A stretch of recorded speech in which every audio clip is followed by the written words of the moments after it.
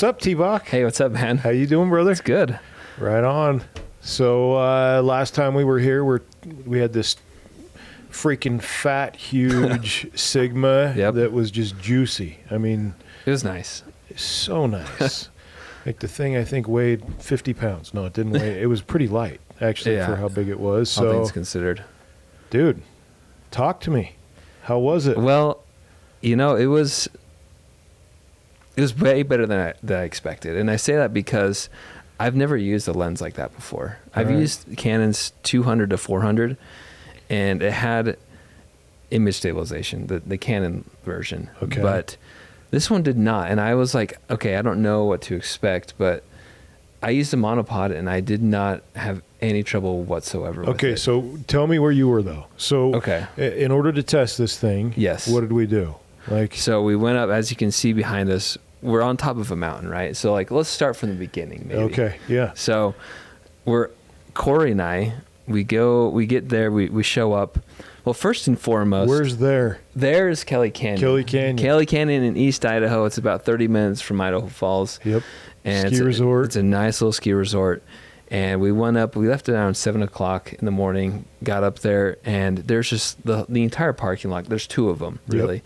And they're full of trailers, just massive 30-foot trailers with... The upper and the lower were full? Yes, both of them were full of... Because Doug told us there was 1,300 racers there. Oh, my gosh. So you can imagine how packed this place was, full of trucks, full of trailers.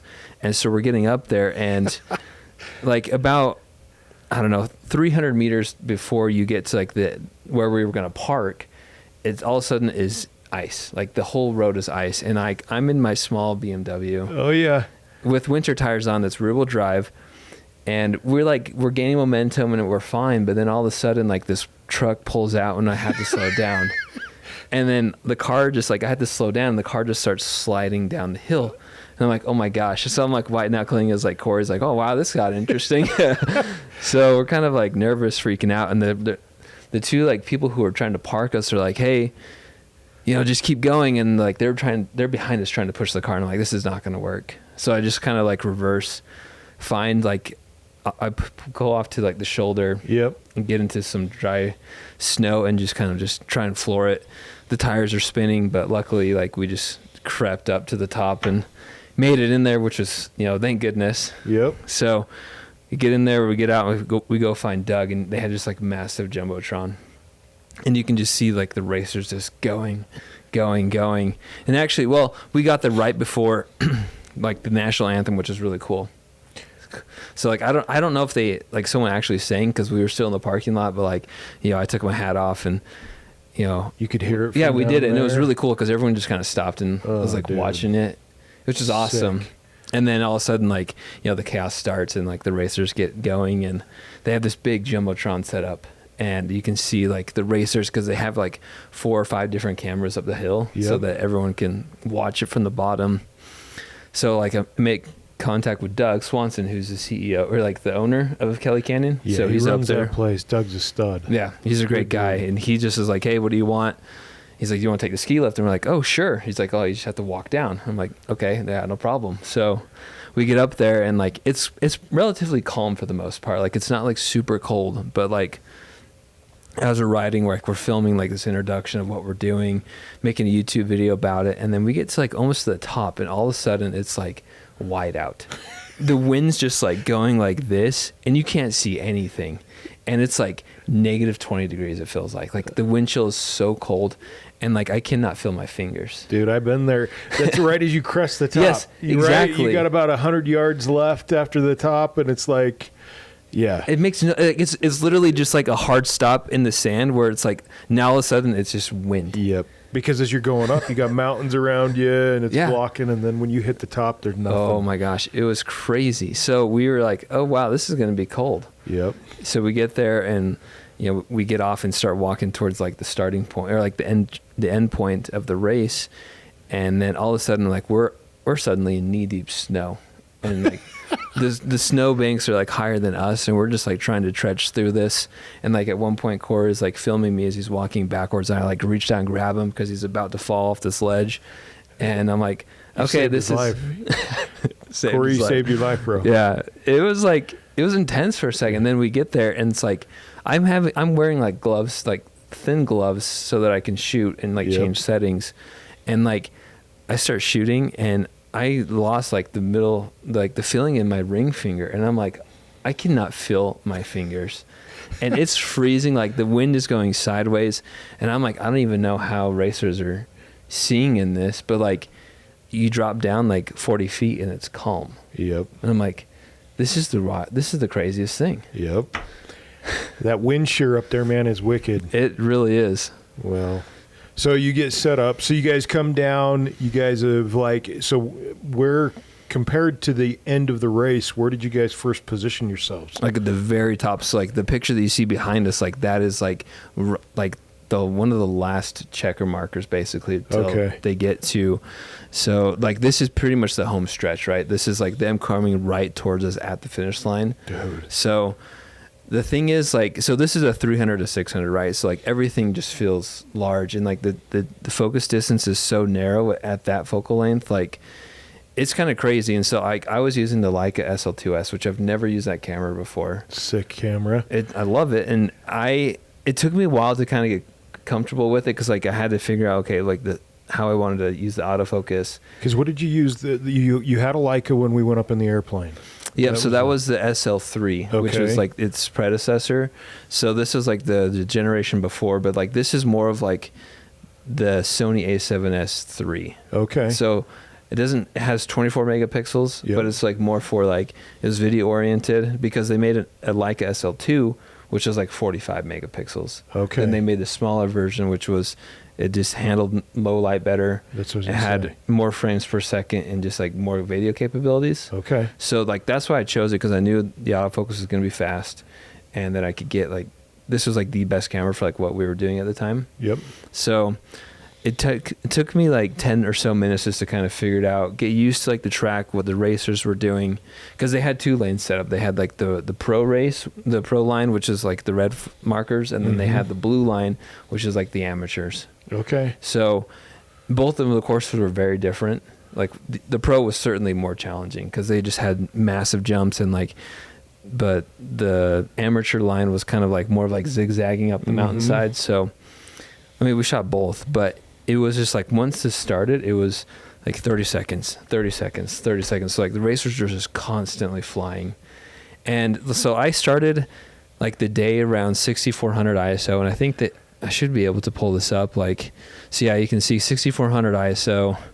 I'm shooting wide open f4, 1/8,000th of a second. I was like, this camera handles noise really well. And like, you cannot, like the grain that you see is like, that's because I added it, you know, in post. Yeah. No way. Like that grain, it's so clean, and it blew my mind. Like with the Leica, the image quality is so good. Well, that's what blew me away when you were sending those images, because I didn't get to go up. You and Corey are dirty buggers, by the way, going up there. But, you're sending me these images that night and on both nights, and I'm just like, no way. Like, no way did he take this with that lens. Because I know I've been to these hill climbs, and these racers are moving. They are. They're flat moving. I mean, there's nothing like it. There's nothing like the sound. I mean, they call it BRAP for a reason, right? It's just echoing through those canyons. They're full. They got it pinned, and they are just moving up those mountains. What do you say, like 40, 50 miles an hour? Oh, yeah. And I mean, well, you can see the rooster tails. Like, that's what makes these images so amazing, is just the detail. Like that dude, I gotta say, I'm not an Arctic fan, but that is my favorite picture. Like, I mean, that is an amazing image, and it performs so well. And look at that. I mean, you see chunks of snow, and it's just like, it's unreal.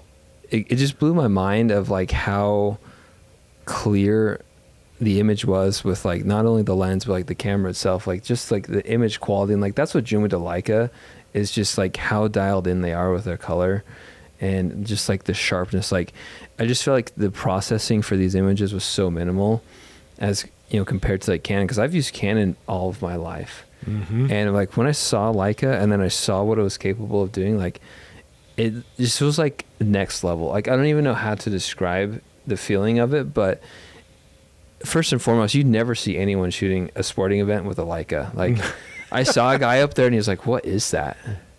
Like, people have no idea like that it exists, because it's just like, it's not Canon, it's not Nikon, or it's not Sony, then it doesn't exist. But like, there's a whole nother level out there that's like, I mean, they're a premium camera manufacturer for a reason. Well, and, dude, I mean, I got to admit, you know, when was it? Almost a year ago now. Yeah. You're going into this airplane, and I'm like, Leica? Like, I didn't even know they had a line. And then when I started looking at it with you, I'm like, oh my gosh, they've got not only, like, because there are some, like, even Pentax and Fuji. Yeah. There's still some camera makers out there that are making these one-offs. But, dude, they've got multiple bodies on their website right now. When I was looking through it this weekend, because I'm sitting there like, okay, I know that we're going to end up buying a couple of these. So. Yeah. Like, and the reason why I'm drawn to them so much is because Sigma, you know, they're making lenses just for Leica and just for Sony. And it's like the lenses that I want, like this one, like they have a 28 to 45 1.8, which I shot with last year and tested. Like, they're only for those two manufacturers. So it's like, if you want those lenses, like, you have to have either one of those bodies. But like, in a sense, it's like, I think we're starting to see more people do that, where like Sigma is producing such good quality of lenses that people are willing to jump ship so they can have that lens. It's like, if I'm thinking that way, there's got to be other people who are in the same boat.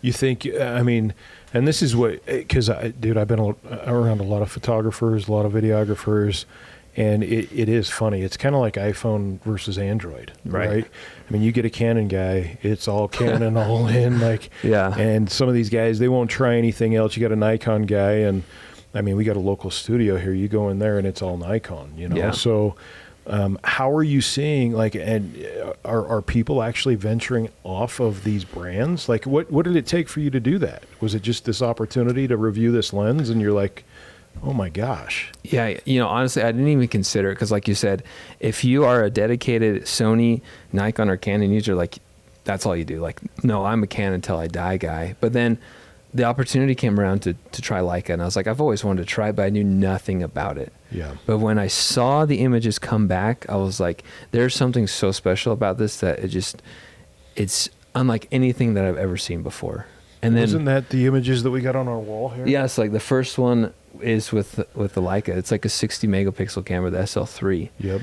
And then to see the image quality with like the lenses itself, like, for the longest time I was a prime guy. Like, I only shot with prime lenses because they were the sharpest. I remember that. And it was because of Sigma that they made me believe in zooms again.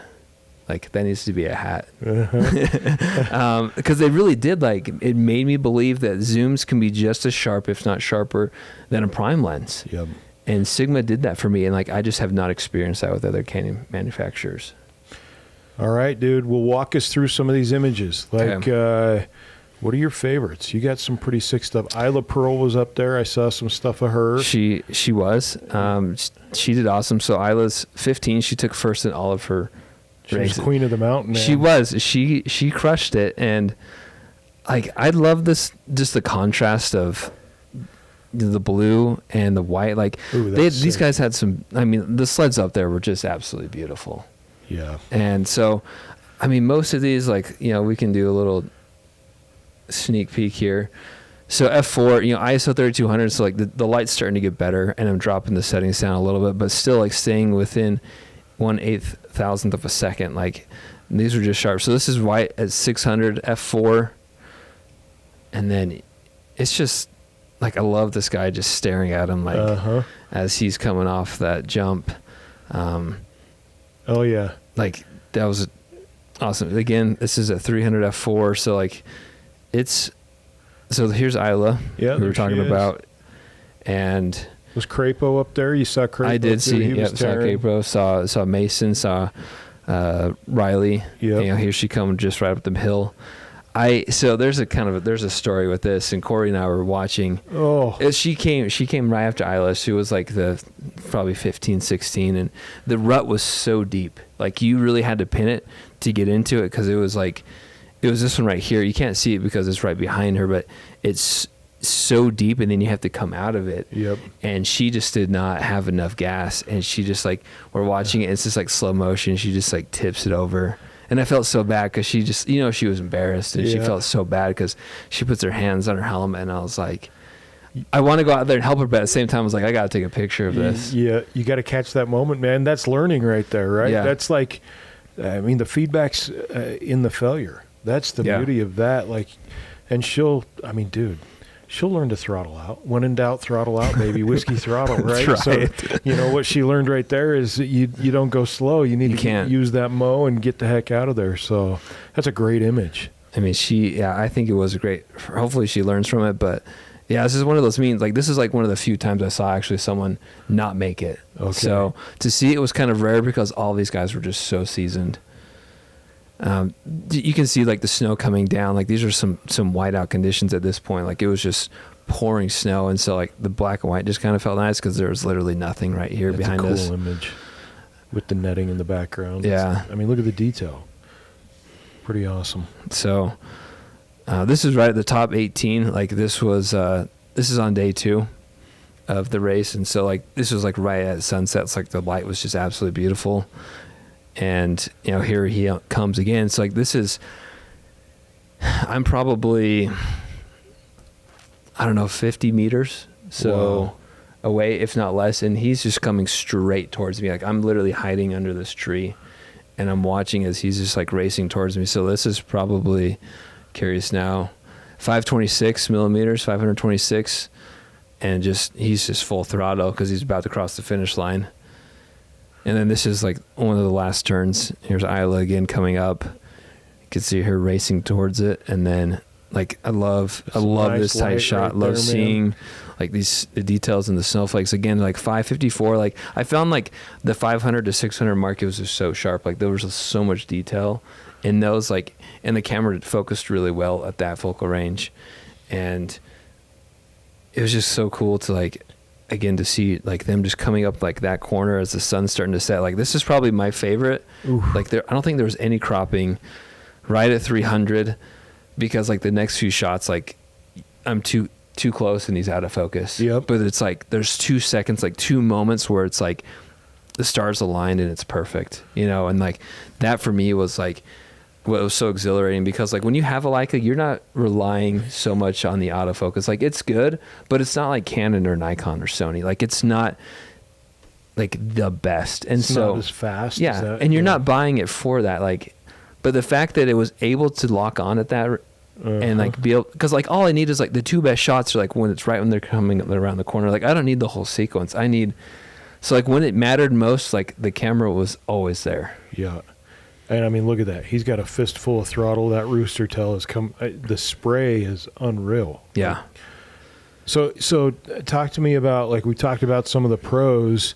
What are some of the cons? Like, what were some of the things that you're like, and maybe, you know, maybe it was like you just said, you know, I was using the Leica, the autofocus wasn't as fast, and like anything that stood out? So I think there's like, I think maybe it's not a con, but it definitely was a learning experience where you have to understand at what point the lens will just not focus because the subject is so close to you. Yeah.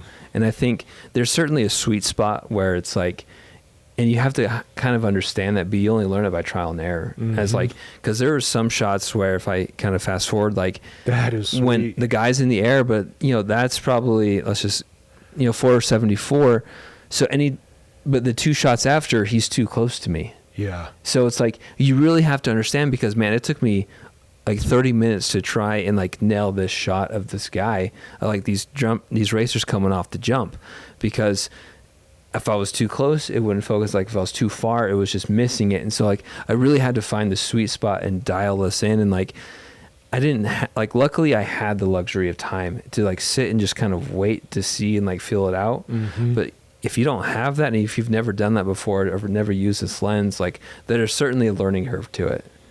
So how were you doing that? Like on the mountain, were you playing back the images, checking them out? Like, okay, what do I got going on? What's the feedback here? Oh, too close. Exactly. So like I knew right away, like, oh, didn't get it. And so like I would trudge back up the mountain, reposition, wait for the next rider. And the thing with like the second day is like all of like the newbies or like the ones who didn't qualify were already out. So like these were like the best riders. And so it was like every 1 or 2 minutes that they were going up. It wasn't every 30 seconds like the first day. And so you really had to like, the feedback was much slower. Yep. You'd wait, take a shot, and then it's like, oh crap, I missed it. All right, let me go back up the hill. Let me just like find the perfect spot. Because like with the 7200, this would have been too easy. Because you're just like, you can get so much closer. Yep. But with a 3 to 600, like it's a totally different perspective in like how you approach photographing something like this. You're really bombing in on these. Like you are. It's like, I mean, you're punched into it. Like again, this is probably at 300, and then this again, it's like trying to find the sweet spot of it was so challenging. That's a sweet image. So this was Riley. Yeah. Coming up. And then like, the next two images you'd be out of frame, but then you pull back and you get something like this. Yeah. Where it's just flying through the air. And like, it was cool. But like, it's that timing of that sweet sequence. And like, I would imagine that any camera though would struggle at some point with like, I mean, these guys are going so fast. Yeah. So like, dude, I saw on Instagram today, Crapo caught some air off of that bomber right there that you just had. Yeah, because they redid the jumps that night. Oh, they did. And so they were launching, like, they weren't getting this much air on day one. That's the nice thing about Kelly's, man. They got that snowmaking equipment up there. Oh my gosh, they can groom it. And yeah. So Mason Rutledge was like one of the main guys who's helping build this course. And I think he probably won. Like, he did so good. But like, he's a stud. Yeah, they were building this thing like that night. And they were launching off of these, like the shot right here, like they're just flying. And there's a massive, like on the other side, like you either have to throttle the whole thing so you clear it, or you take it slow and then you ride up the other side. Yeah. Like you either make it, because if you don't, you're going to smack right into that and it's going to hurt. Yep. Did you see anybody case it? No. Oh. So this is the jump like right before. So that's the same jump right here. And then if you didn't, like this guy, he did not throttle it, because some guys were just launching across this whole thing, and they were making it to the other side. But if you didn't, then you did that. Okay. Just whooped it. Yeah. Like I'm wondering. So like again, the same thing. The guy just launched. Yep. Well, that's kind of a cool image. I mean, even though just it's a little, bombed in there, but yeah, a little abstract. Like it was. I don't know. It's kind of. I wish I could see his head, but at the same time, I think this was like right at. 300. Like I was so close, and it was just one of those shots where I just saw it and I just heard a quick turned, but I was like, oh, it's still kind of cool. Like there's just like a lot of grit and like texture in it, which is why I was drawn to it. The clarity amazes me. Like that's pretty amazing. Yeah, you're seeing the climb, the Polaris, the Bobcat. There's just like all of this detail in the snow. Yeah, the branches. Pretty amazing, man. So let's, on a scale of 1 to 10, give me a rating on the lens, and then give me a rating on the camera, the performance. I mean, the camera itself, like, I want to go buy one now. So it's just Leica, if you're watching this, can we get a VIP discount here for Tyler?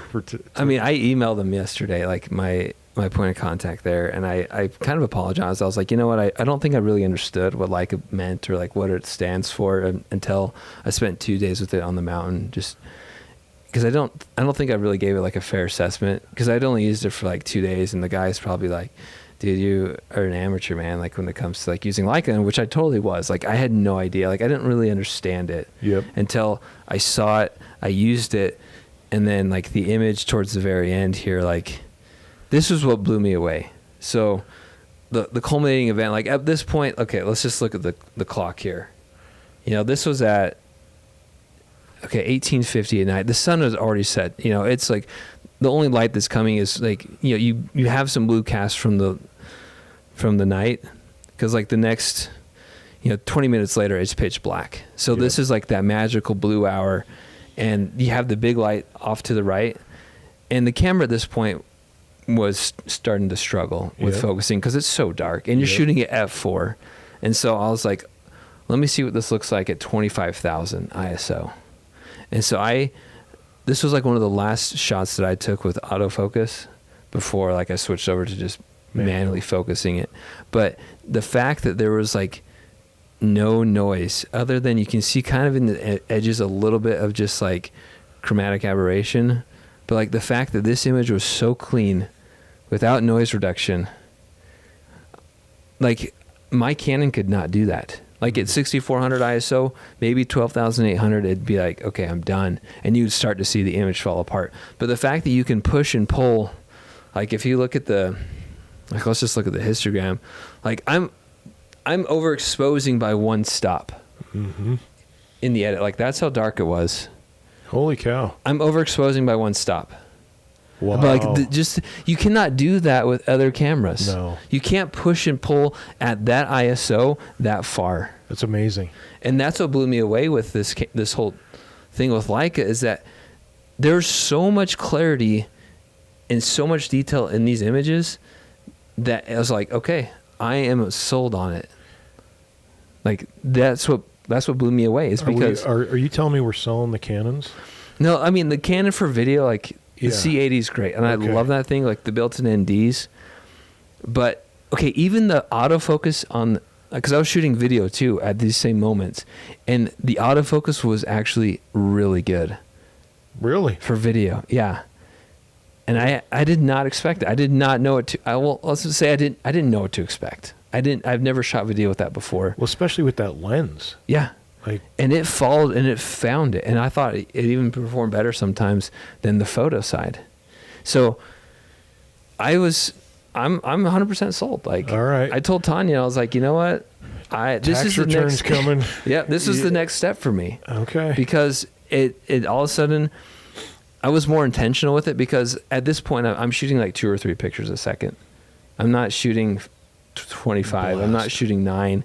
And that's like, this morning with the bridal shop, right? Like I'm shooting a roll of 35 millimeter film, and like I was, talking to Tani about it, and it's like the reason why I shoot film is because it's more intentional. Like I knew I took 36 pictures, like that's all I had, and so like look at all of like the different setups that we had with each.